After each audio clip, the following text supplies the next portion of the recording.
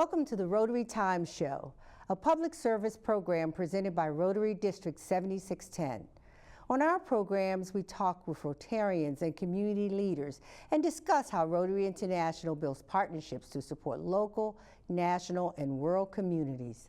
I'm your host, Rotarian Dr. Deborah Jackson from the Rotary Club of McLean, Virginia. The success of a Rotary Club is dependent on the club president. They lead, inspire, motivate, and connect their clubs with communities and others locally and around the world.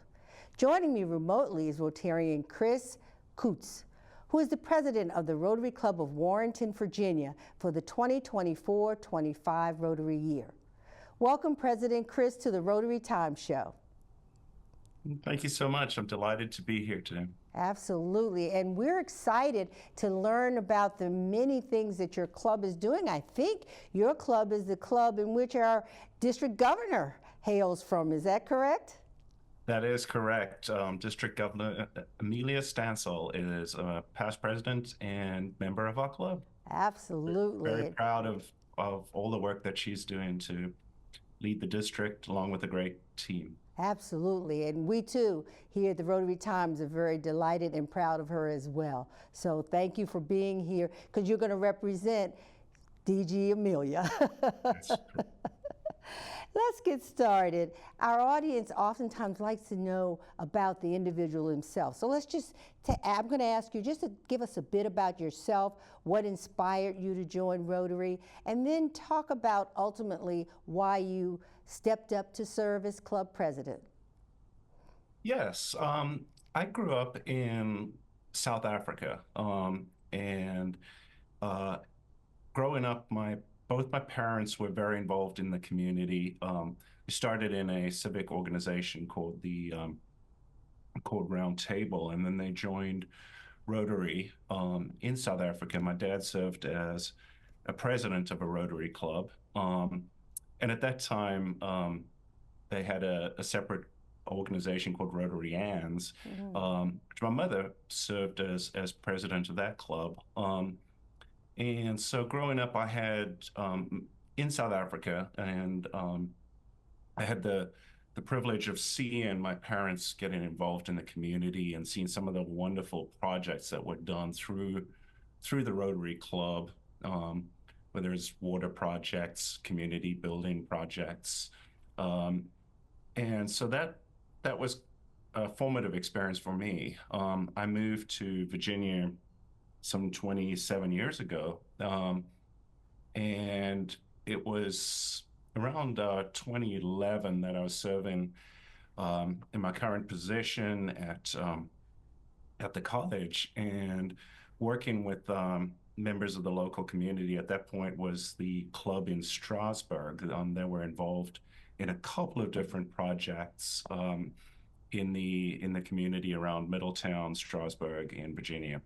And one of the projects they did was a wonderful fundraising gala that I participated in, and I so enjoyed that experience that joined that club, and of course transferred across to Warrenton a couple of years later, and of course seeing some of the great projects that the Club of Warrenton has been involved in.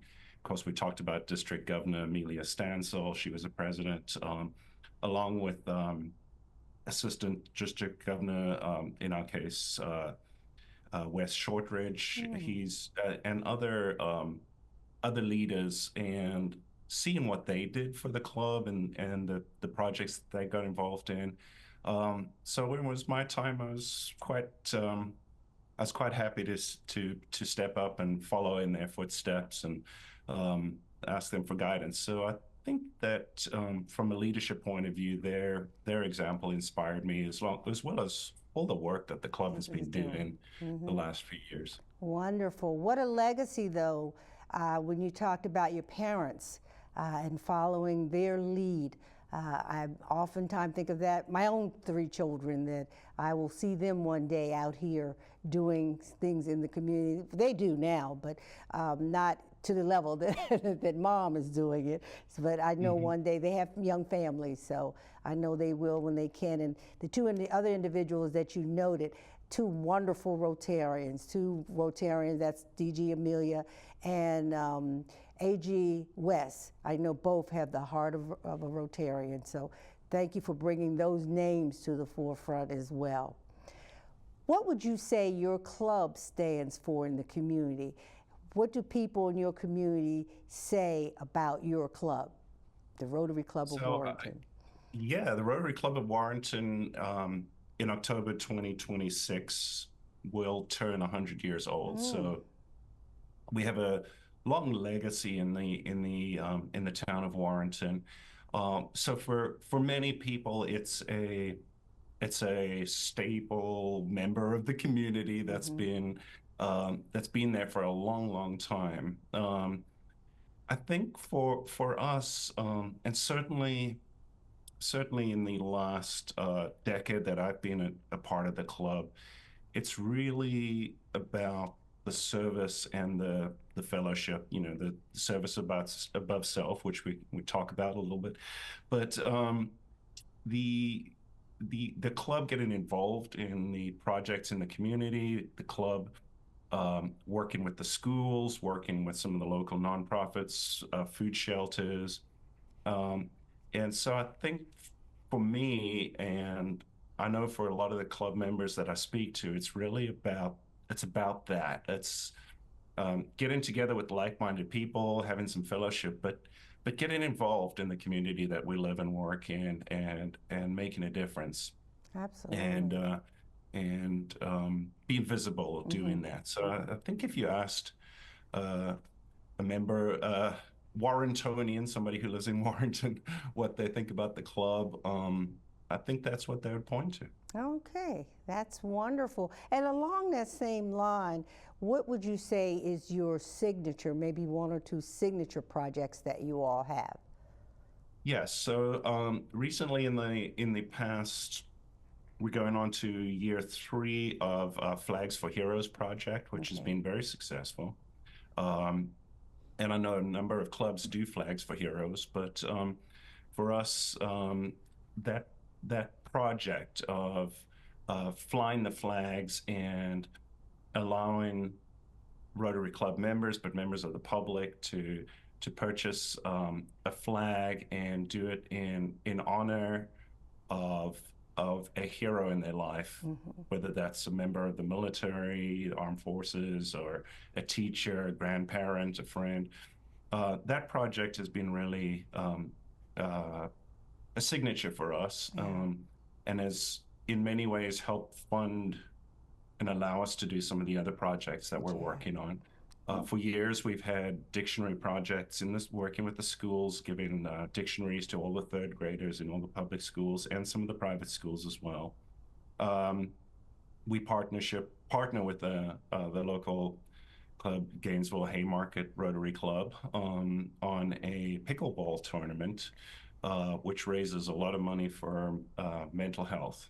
Um, and I know I'm leaving out a number of other oh, I'm sure projects you that we all have a engage. number. That's why I only needed a couple because you all Yeah. are really awesome in your community. But let me ask you this. How do you decide on what the community needs? Do you all do some form of needs assessment with the community? How do you decide? Yes. Through a number of different avenues. First of all, a survey, just asking members of the club is really important. We have partners that we work with.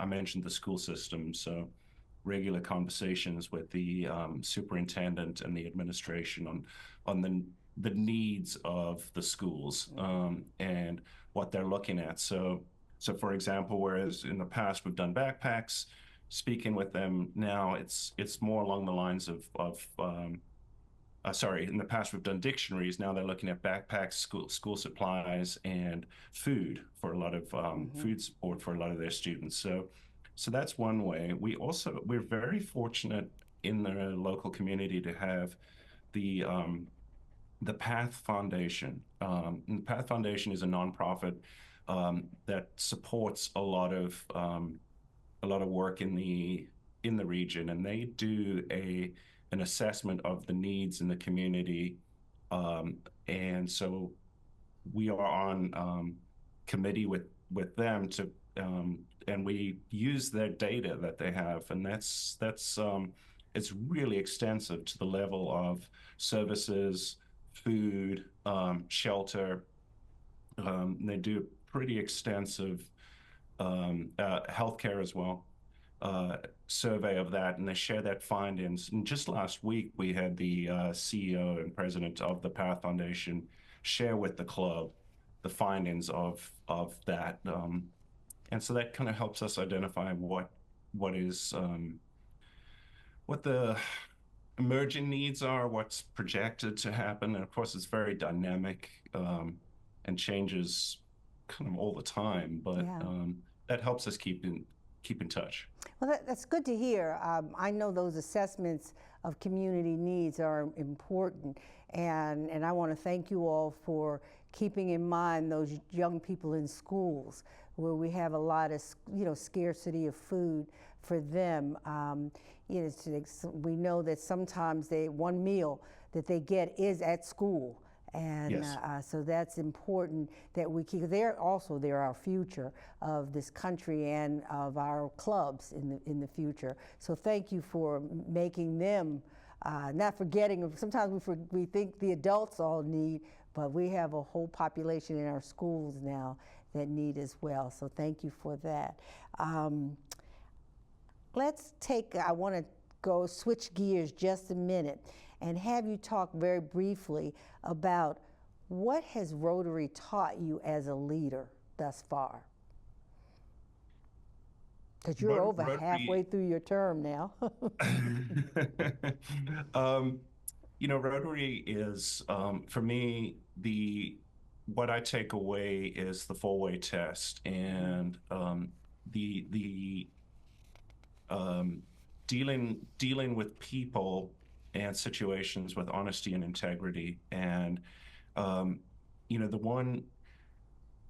wonderful thing about a Rotary Club is that we have members of all ages, all backgrounds, very wide range of different viewpoints and perspectives on things.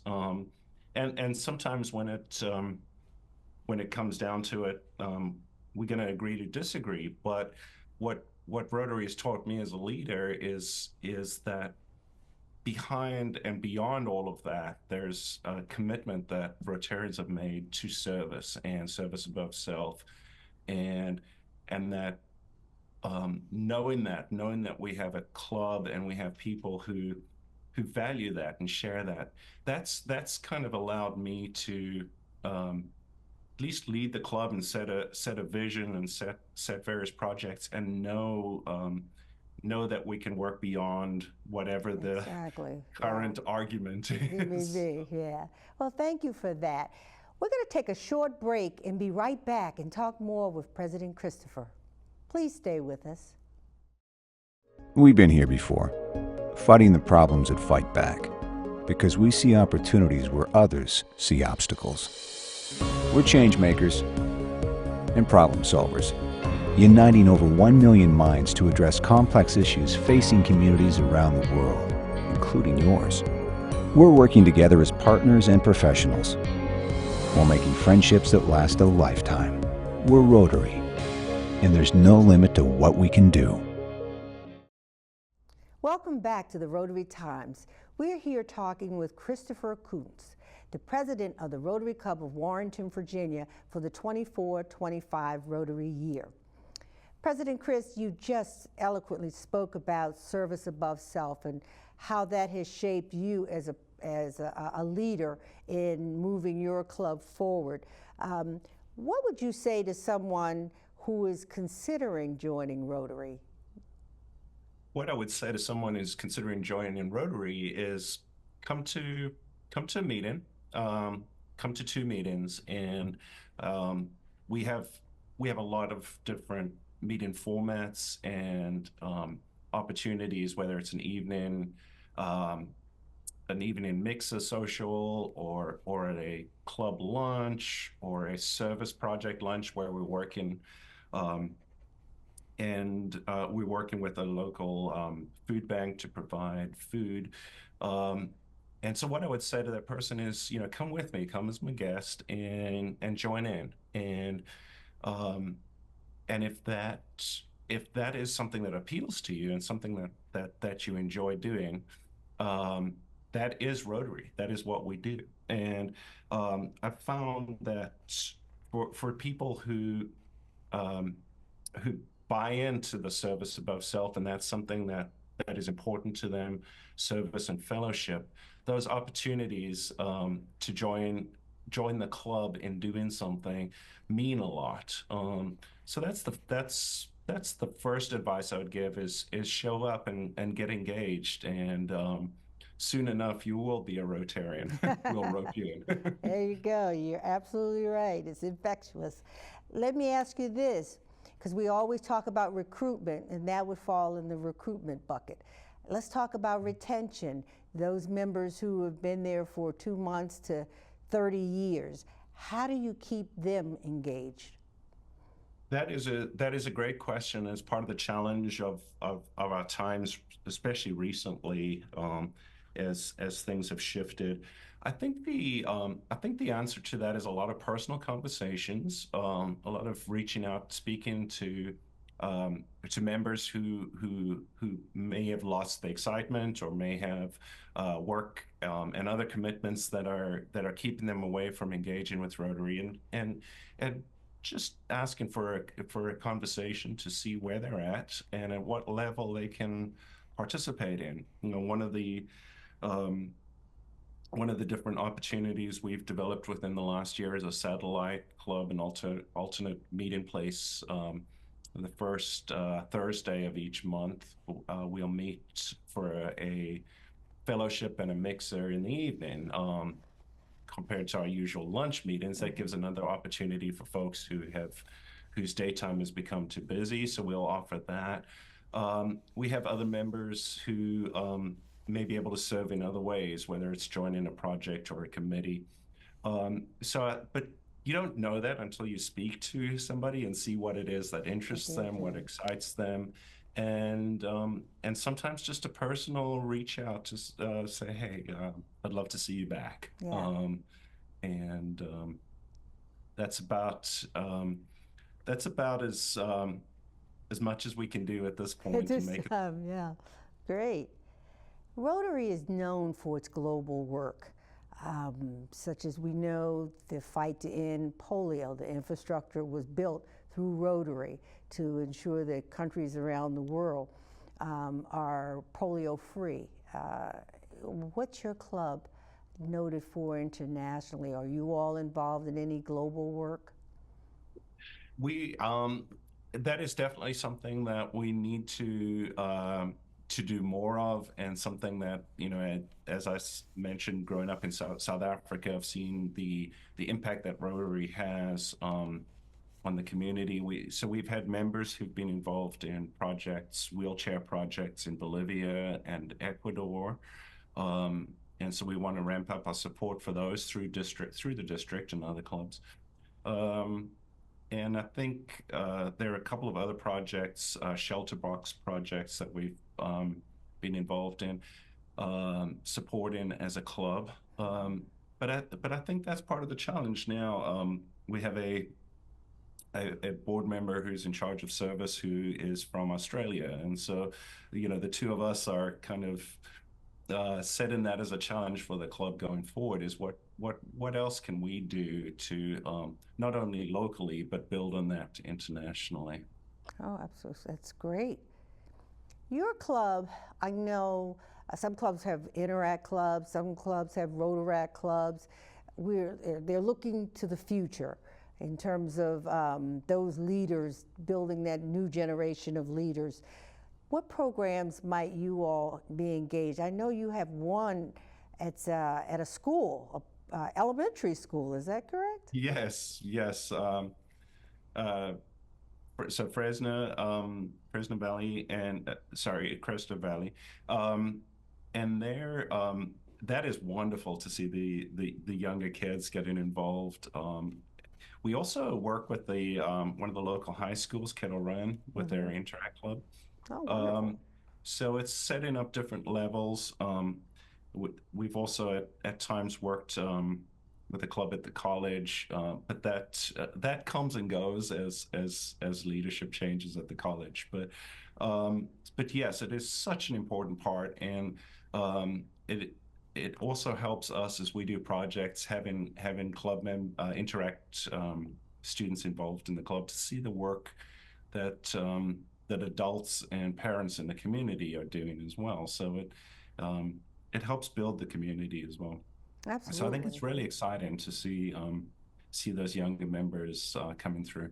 I know. When I saw the elementary ones, yeah, I was used to seeing the Interact clubs at that local high school because we have two high schools. But when I saw the younger ones, I was pretty impressed, and they were Yes. very impressive young people. Yes. So Very exciting. and Yes. that is very exciting. So you all are the model, I think, for the district as the go-to if we want to look at an elementary or middle school program. We just come to Warrenton and see what you guys are doing. We would welcome your visit. And you all say you are a luncheon club? Yes, although, and I will say we have recently changed that. So we meet Thursdays for lunch, but this past starting back in January, we've been the first Thursday we've been meeting in the evenings for more of a social fellowship mixer. Second Thursday lunchtime would be a club meeting with a speaker and a presentation in club business. The third the third Thursday lunchtime, we will always meet at. We've been working with Fauquier Fish, which provides food for people who need their food and shelter nonprofit, and we meet there every third Thursday for lunch to pack backpacks and food and provide those. And then fourth Thursdays, we actually have a breakfast meeting, and that breakfast meeting is collaboration with the local Chamber of Commerce, where we get together in the morning, Thursday mornings, to talk about common issues in the committee. So no longer your traditional lunchtime club. We No, still not have at that, but we all. have a lot of other. Might I ask, how does your membership adjust to the weekly meetings and know where to show up? I'd be confused. How do you ensure that your membership knows what to do on a particular week? We have a very good communications chair, Rocky Scott, who helps me with that. But it's basically setting up the same rhythm every month. So, first Thursdays are going to be in the evening, second and third will be lunchtime, and fourth will be breakfast. So we try to repeat that and share that at every meeting. We also make sure that every Monday morning an email's going out through DACDB to all the members to say, hey, here's the here's the meeting this week. And also at the beginning of each month, this is what's coming up for the month ahead. Wow. Not to say that gets to everybody and that we don't have some confusion, but I think you can never communicate enough about the different opportunities. Well, thank you for sharing. How about a virtual option? Is that something you all have as well? Not at the moment, and not currently in the works, only because we did that a few years ago when during the pandemic, and we kind of shifted away from that to enjoy fellowship again. But I think it is something to explore. We know there are virtual clubs serving that need, so maybe that's a partnership that we could explore. But at the moment, that's not, when we ask our members, that's not a front and center in terms of what they're asking for, but open to. Fair enough. Well, I like the fact that you actually allow your members to guide you in that direction. Some clubs have hybrid meetings, so they do both. For those who may be out of town for work or whatever, they can still attend the meeting. So, but you let your membership help guide that, your footsteps on that. Okay, as we wrap up, I want to ask you one quick question, and this will take us out. How can viewers who are watching right now get involved in your club? Well, certainly visit our website, Warrenton Rotary VA. .org and see all the exciting things that we've got going on through the website. We also have a presence on Facebook if you just search for the club, and we're always posting about what's coming up, what projects we're involved in. Our projects are open to anyone, members of guests, so we would love to have folks join us on whatever exciting thing it is that we're engaged in. Thank you, President Chris, for allowing us to have a little snapshot into the Rotary Club of Warrenton, and we hope to take advantage of that sometime. You're welcome. Thank you. Good. For the Rotary Times program, I am your host, Rotarian Dr. Deborah Jackson from the Rotary Club of McLean, Virginia. You're welcome to join us at a Rotary Club in your area for either breakfast, lunch, dinner, or a service project. You can find a club near you by looking us up on the internet. Many clubs are hosting meetings in person, virtually, or in some hybrid format. You only need to look us up for the details. Remember, our time is your time, and it's always time well spent. Please join us for our next program as we continue to celebrate Rotary's 118 years of service above self.